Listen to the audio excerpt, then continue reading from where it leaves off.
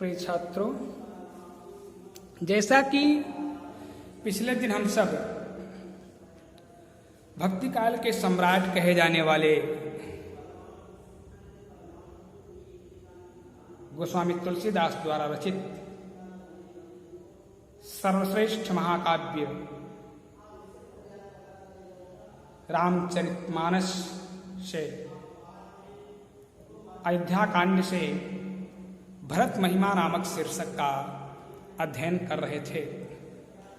उसी कड़ी में आगे बढ़ते हुए आज अगली पंक्तियों की व्याख्या करेंगे।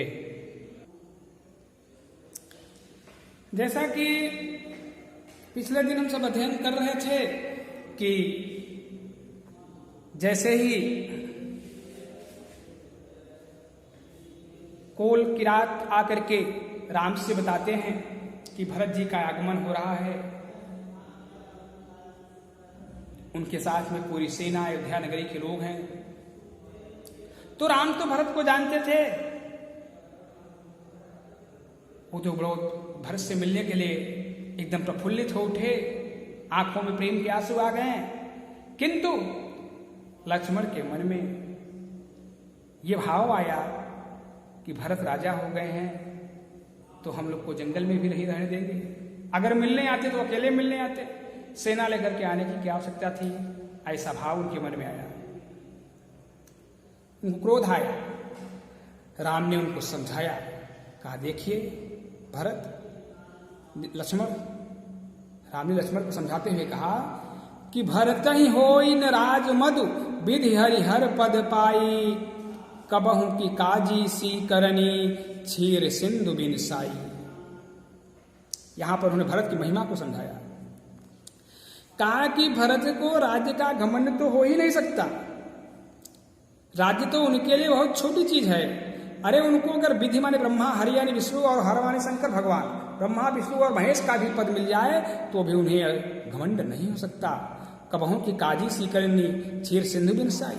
अरे खट्टे पदार्थ की बूंद से दूध तो फट जाता है, लेकिन क्या कभी खट्टे पदार्थ की बूंद से क्षीर सागर कभी फट सकता है? अर्थात नहीं फट सकता। इसलिए भरत को राज्य का घमंड नहीं हो सकता।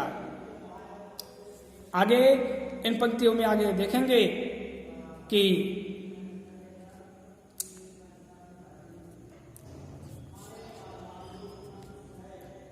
तिमिरु तरुण तरनी मकु गिलई, गगन मगन मकु मेघ ही मिलई, गोपद जल बूढ़ी घट जोनी, सहज क्षमा बरु छाड़े छोनी, मसक फोक मकु मेरु उड़ाई, होई न नृप मधु भरत ही भाई, लखन तुम्हारे सपथ पितुआना, सुचि सुबंधु नहीं भरत समाना, सगुन खीर अवगुण जल ताता, मिलई रचई पर पंचु विधाता, भरत हंस रवि वंश तड़ागा, जन्म कीन गुण दोष विधाता, गहि गुण पय तजि अवगुण बारी, निज जस जगत कीन उजियारी, कहत भरत गुण शील स्वभाव, प्रेम पयोधि मगन रघुराऊ, सुनि रघुबर बानी विबुध, देखि भरत पर हेतु, सकल सराहत राम शो, प्रभु को कृपा निकेतु। यहां पर राम ने भरत की महिमा को समझाया, बताया। कहा कि तिमिर तरुण तरनी मक गिलई। तिमिर माने अंधेरा और तरुण माने सूर्य, तरुण माने युवा, तरुण माने सूर्य। कहा कि अंधेरा जो है वो तरुण सूर्य को माने, तरुण सूर्य का तरुण रूप युवा रूप कब होता है? मध्याह्न में, दोपहर के समय। कहा कि अंधेरा दोपहर के सूर्य को निगल सकता है। गगन मगन मक मेघ ही मिलई, और आसमान मगन होकर के खुश होकर के बादलों के रूप में परिवर्तित हो सकता है। गोपद जल बूढ़ी घट जोनी, घटजोनी कहते हैं घड़े में पैदा होने वाले कुंभज ऋषि को, अगस्त ऋषि को, उन्हें घटजोनी कहा जाता है। अगस्त ऋषि घड़े में पैदा हुए थे, ऐसा माना जाता है। तो कहा कि घड़े में पैदा होने वाले, लेकिन उनकी ख्याति है कि उन्हें उन्होंने पूरे समुद्र को सिखा दिया था, पूरे समुद्र को ऐसा माना जाता है उन्होंने सिखा दिया। उनका यश पूरे संसार में फैला हुआ है। ऐसा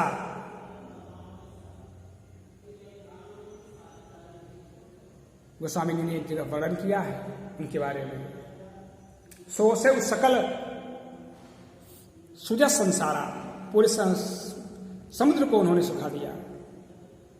एक छोटेपन की महिमा का महत्व देखा सुनाते हुए जनकपुर में सुनैना की कोई सखी राम के बारे में बता रही थी, उसी में उन्होंने बताया कि इनके बारे में कि उन्होंने पूरे समुद्र को सुखा दिया था। तो कहा कि गोपद जल बूढ़ ही घट जोनी, घड़े में पैदा होने वाले रसेसी जो है वो गाय के पैर से जो गड्ढा होता है, गाय चलती है, गाय को जो पैर से खुर से जो गड्ढा होता है, अगर बरसात होता है थोड़ा सा चल लग जाता है, तो कहा कि गाय के पैर से चलने वाले गड्ढे के जल में घट जोनी माने अगस्त ऋषि डूब सकते हैं। यद्यप ऐसा नहीं होगा, लेकिन राम ने भरत की महिमा को समझाते हुए यहाँ कह रहे हैं कि ऐसी चीजें जो असंभव चीजें हैं वो संभव हो सकता है कि संभव हो जाए। सहज क्षमा बर छाड़े छोड़ी, पृथ्वी के अंदर क्षमा का स्वभाव है, तो पृथ्वी अपने क्षमा के स्वभाव को छोड़ सकती है। मशक फूंक मकुमेरु उड़ाई, मच्छर के फूंक से सुमेरु पर्वत उड़ सकता है। यद्यप ऐसा नहीं होता, लेकिन कहा ऐसा संभव हो सकता है। लेकिन हो इन निपमत भरत ही भाई, भरत भाई को राजा बनने का घमंड नहीं हो सकता। लखन तुम्हारे शपथ पितुवाना, सुचि सुबंधु नहीं भरत समाना। राम ने कहा, हे लक्ष्मण, मैं तुम्हारी शपथ खा करके कहकर तुमसे कह रहा हूं, शपथ पितु, मैं पिता का सुगंध खाकर कह रहा हूं कि पिता के अलावा सुचि सुबंधु नहीं भरत समाना, भरत के समान मेरा इस प्रकार से पवित्र और सुंदर भाई, मेरा अच्छा भाई इस संसार में मेरा अपना कोई नहीं है। सगुन खीर अवगुण जल ताता, मिलई रचई पर पंच विधाता। सगुन खीर, खीर यानी दूध, सगुन रूपी दूध और अवगुण रूपी जल, ये दोनों चीजों को मिला करके मिलई रचई परपंच विधाता। ये विधाता ने इस परपंच की सृष्टि की रचना की हुई। यहाँ सगुण भी है, अवगुण भी है, अच्छे गुण भी हैं, अवगुण भी हैं, दोनों चीज हैं इस संसार में। तो कहा सगुण खीर अवगुण जलताता, मिलई रचई परपंच विधाता। विधाता जो है वो सगुण रूपी दूध अवगुण रूपी जल को मिला करके संसार की रचना किया हुआ है। भरत हंस रविवंश तड़ागा, और भरत रूपी हंस जो है वो रविवंश माने सूर्यवंश, इस सूर्यवंश कुल था इनका, सूर्यवंश रूपी कुल में पैदा हुए थे। तो कहा सूर्यवंश रूपी तड़ागा माने तालाब, सूर्यवंश रूपी तालाब में जन्म लेकर के हंस का काम ही होता है कि वो दूध को पी लेता है, पानी को छोड़ देता है। दूध और पानी को अलग करने वाला का है, निर्छेद विवेकी उसे कहा जाता है। तो हंस जो है भरत रूपी हंस सूर्यवंश रूपी तालाब में जन्म लेकर के जन्म कीन गुण दोष विभागा, जन्म लेकर के गुण और दोष का बंटवारा कर दिया। कैसे? कहा कि गई गुण पै तजी अवगुण बारी, माने गुण रूपी दूध को तो उन्होंने ग्रहण कर लिया, पैमाने दूध, गुण रूपी दूध को उन्होंने ग्रहण कर लिया, और अवगुण बारी तज अवगुण बारी, अवगुण रूपी बारी माने पानी को उन्होंने छोड़ दिया। इस प्रकार से निर्जस जगत कीन हो जियारी, अपने यश को अपने कीर्ति को पूरे संसार में उन्होंने प्रकाशित कर दिया।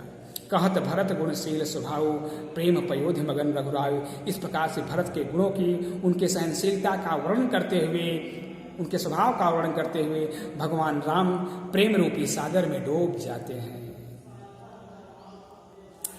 सुन रघुबर वाणी विबुध, देखी भरत पर है तो सकल सराहत राम शो, प्रभु को कृपा की। इस प्रकार से राम के द्वारा भरत की विशेषता को, अनेकों प्रकार की विशेषताओं को सुन करके, और उनका भरत के प्रति क्या हेतु है, क्या लगाव है, कितना बड़ा प्रेम है, उस प्रेम को देख करके सकल सराहत राम को, सारे देवता लोग भी राम की सराहना करने लगते हैं, विशेषता करने लगते हैं, और कहते हैं कि प्रभु को कृपा निकेत, भगवान राम के समान कृपा का भंडार और कौन हो सकता है। एक बार पुनः इन पंक्तियों की व्याख्या देखेंगे।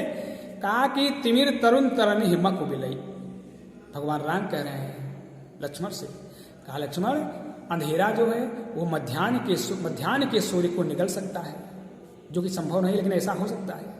गगन मगन मक मेघ मिलई, और आसमान खुश होकर के वो बादलों के रूप में परिवर्तित हो सकता है। गोपद जल बूढ़ ही घट जोनी, घड़े में पैदा होने वाले अगस्त सी गाय के खुर से होने वाले गड्ढे के जल में डूब सकते हैं। सहज क्षमा बर छाड़े छोनी, और पृथ्वी क्षमाशील है, लेकिन पृथ्वी भी अपने क्षमा के स्वभाव को छोड़ सकती है। मशक फूक मक मेरु उड़ाई, मच्छर के फूंक से सुमेरु पर्वत उड़ सकता है, लेकिन होय न निप मधु भरत ही भाई, भरत भाई को राजा बनने का घमंड नहीं हो सकता। कहा लखन तुम्हार शपथ पितवान है, लक्ष्मण मैं तुम्हारी सौगंध खा के कह रहा हूं कि पिता के अलावा शुद्ध सुबंधु नहीं भरत समान। इस प्रकार से पवित्र और सुंदर भाई भरत जैसा इस संसार में हमारा अपना कोई नहीं है। सगुन खीर अवगुण जलताता, मिलई रचई पर पंच विधाता। राम ने कहा कि देखिए संसार में गुण और अवगुण दोनों हैं। सगुण रूपी दूध और अवगुण रूपी जल को मिला करके इस विधाता ने इस सृष्टि की रचना की हुई, संसार की रचना की हुई है। और कहा भरत हंस रविवंश तड़ागा, भरत रूपी हंस ने इस सूर्यवंश रूपी तालाब में जन्म लिया और जन्म कीन्ह गुण दोष विभागा।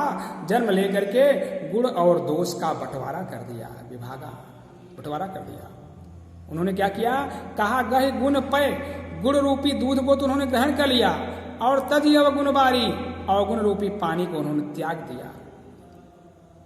इस प्रकार से निज जस जगत की नहुजियारी, अपने यश को अपने कीर्ति को उन्होंने पूरे संसार में प्रकाशित कर दिया।